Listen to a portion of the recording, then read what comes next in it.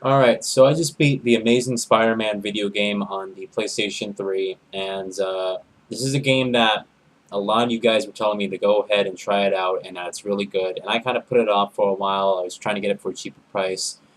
And so I was at GameStop with a friend, and I decided to purchase it because it was on sale for $50. And, you know, with that being said, I wasn't really expecting it to be as good as it ended up to be, alright? And I'll be the first to admit that I was wrong when it came to the value of the game, because I thought originally that it was just going to be some, I knew it was open world, but looking at the gameplay, I just thought it wasn't going to be, it wasn't going to grab that style and that same amount of fun that Spider-Man 2 had, which is still the best Spider-Man game in my opinion.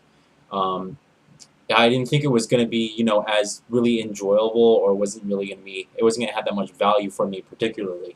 And, same thing with Batman Arkham Asylum. When it came out, like, I tried a demo and it was fun, but I didn't think it was going to be as good as it, was. So, yeah, I'll be the first to admit that I really enjoyed Spider-Man and that you guys were right. The game is worth the asking price of $60. I will fully admit that, alright? And everyone told me it was going to be short. It was going to be like 3 to 5 hours. I think Jagger said it was going to be like 3 to 5 hours. I didn't. I said to myself, well, if the main campaign is only that long, which I'm not sure it is, but if the main story is really that long just by itself, then I'm just going to do every side mission I have. So I did every single side mission. I saved all the citizens who were sick.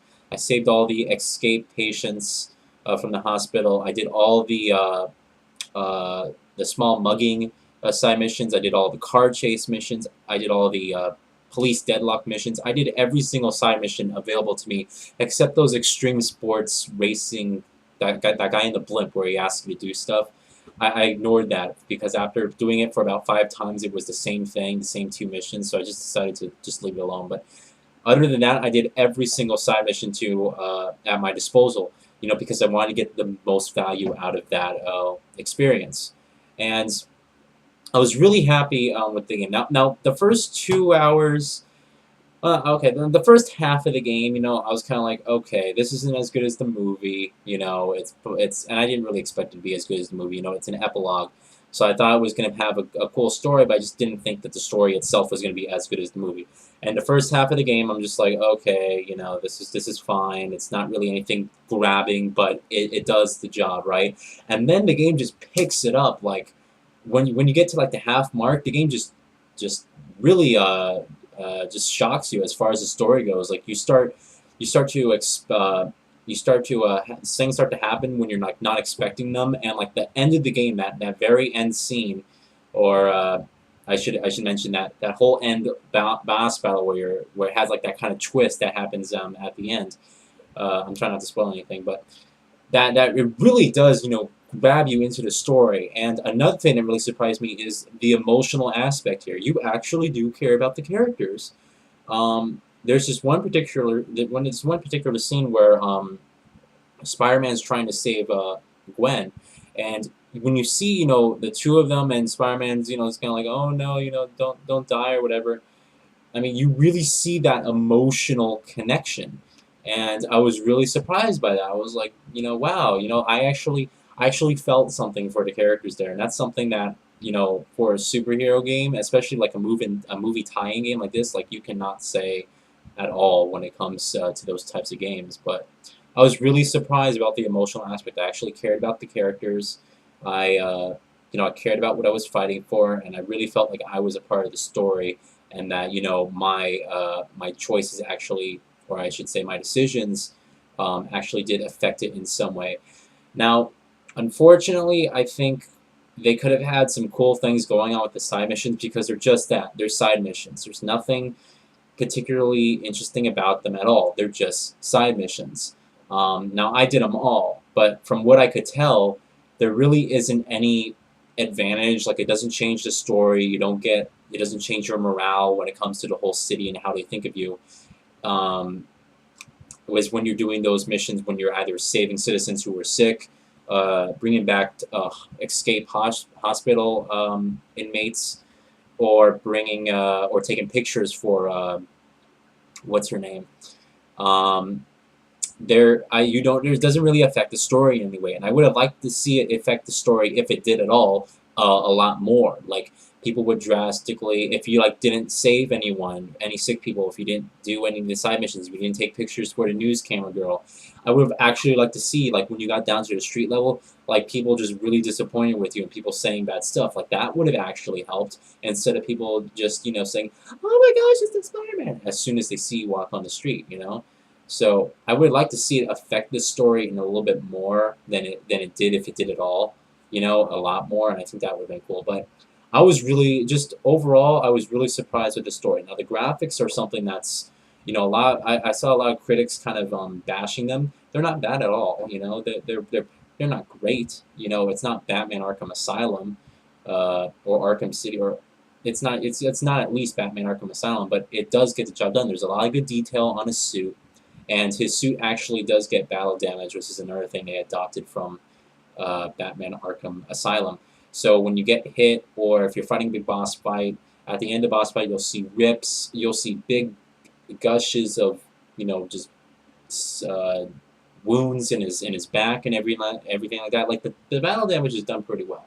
I will have to admit that. I don't think it's done as well as Batman, because Batman, you can actually see some physics effects in there.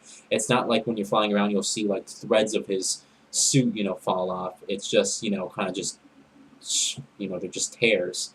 So, but overall, I thought it was cool how they did that, and it definitely did add the, sense of, oh my gosh, he is hurt. Um, Another thing, I really enjoyed is the stealth missions, and I think you can approach any mission in any way you really want to. There isn't one particular mission where you're like, just don't be seen at all. You can do it any way you want to. I'm more of a stealth person, so I had a lot of fun. I was crawling up on walls and ceilings, and I got all the enhancements so I could web people up and throw them against the ceiling so people won't find the bodies. Um, I had a good time with the stealth. It was really fun. So. Going back to the graphics, um, so yeah, there's suit damage and stuff like that. One of the cool important things is actually environments in the whole city and everything, which a lot of people would have said, oh, it's not as, you were saying, like, oh, it's not that detailed and whatever. It actually is. All right, I don't. These critics are slamming the graphics, like it's a huge deal, and it's really not. The only thing that's really could have had more work, on, or they could have worked more on, excuse me, are the character models and the actual facial expressions, because they're kind of lifeless, they're plastic, they're low res. There's only a certain characters, like in the cutscenes, in the first-person cutscenes that you see, the character models do look decent. They get the job done. But during the actual gameplay, they're awful. They don't. The lips are out of sync, and they're not really good character models at all. I think that's the only thing out of all the graphics that they could have improved. But over the city itself looks great. Now there is popping, obviously, because you're flying up in the air. You're going to see popping when you fall down, but it's not bad to the point where it's like, okay, you're walking down the city, all of a sudden, big tree just pops up right next to you. It's not like that. But there is popping, but it's not. It's just not awful. So. A cool thing is when you're actually web swinging through the whole city, there are reflections off of the building windows, and they're not real time reflections, meaning that you're not going to see Spider-Man as he's web slinging past the building. You're not going to see his reflection in the building right there. I think that could have been cool, because that would have been nice to actually see some real time reflections in there.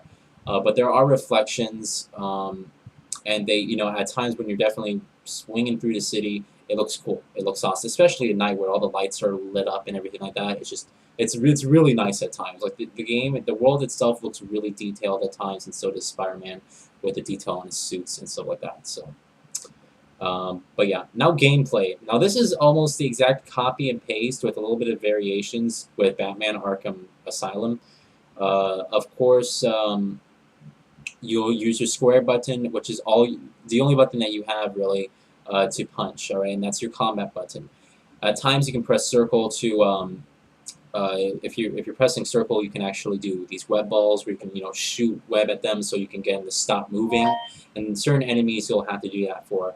And then there's other times where if you press and hold circle, you can actually throw someone. But really, all there is your square button. That's what you're going to be using. It's just a square button. And then when an enemy's about to hit you, you see Spider-Man's spider sense go off, and then you push triangle to counteract that, and you can continue doing your combo. It's almost the exact same thing. Now there are certain combos like where you'll have to get over an enemy, so you'll press. You'll just move the left stick up and you'll press X on the PlayStation controller and he'll just jump over it. You push square again, you'll just attack him. There's certain enemies that are like that. But the combat's fun. It's definitely... I would say that even though it was almost the exact copy and paste from the Batman series from Rocksteady, I think that it kind of made it its own little fun way because of the different takedowns that he has. They're more crazy. They're more athletic than Batman. Batman, his takedowns are pretty cool and everything like that. But they're believable takedowns. It's kind of like, oh, like an actual person could do that with Batman's takedowns. He doesn't do any crazy, flips or anything like that really in the air. That's just gonna make you go like, wow, he's a superhero. Because really all he is just a rich guy with lots of gadgets.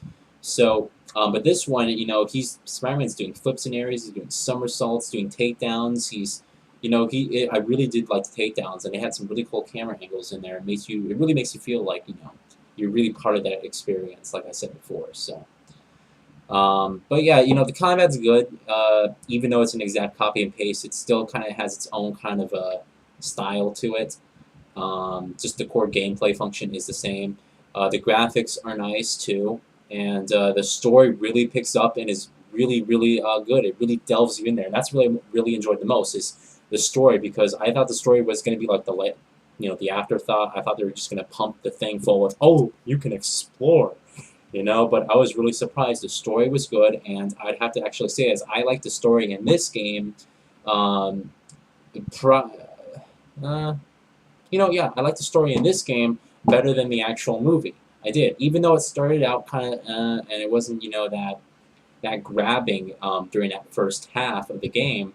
When it actually picks up, you're just like, wow, you're really surprised and it really shocks you. So, I actually did like the story a lot better than, well, not a lot better, but I liked it more than the Amazing Spider-Man movie. So if you're thinking about picking this game up still and you're still unsure, my recommendation is that again, try to find one on sale. GameStop's having it for $50 now, so if you want to purchase it there, that's good. But if you're feeling, like you want to take a chance, this game is not a bad purchase at all whatsoever. You're going to get lots of side missions. Probably with me doing all the side missions and the story itself, it probably took me around, I would say, 12 to 15 hours. 15 hours at the most. All right, definitely at the most. And there's 700 comic book pages to collect throughout the city. I collected like 200 of them until I finally figured, oh, I thought there were only 250 of them. And then I realized, I went into the trophy menu and I actually was browsing through the trophies and I saw collect all 700 pages. I was like, I'm not going to go crazy and collect all 700 pages. But you can collect all 700 pages if you want to, You're going to find a lot just by exploring the city during the main game. But yeah, I would say 12 hours averagely if you're doing all the side missions and the story. And it's not a bad purchase at all. It's surprisingly good. That's what I'll mention. It's surprisingly good, and I'm not disappointed with the $50 that I spent for this game whatsoever. I was pleasantly surprised. Good story, good graphics, good gameplay, just an overall good game, and just satisfying story overall. So, all right, that's it. I'm gonna give Spider-Man, the Amazing Spider-Man. I don't like 0.5s, but I can't give it a 9. I can't give it a 9. If the first half of that story was a little bit more engaging, then I probably would have given it a 9, but I can't, and I don't like giving 0.5s, but for the sake of this, I will, so I'll give it an 8.5. I really enjoyed it, and I'd like to thank you all for at least telling me to go purchase it. And it's once in a while you'll get a game like this that's just surprisingly really good. So, all right, that's it. 8.5.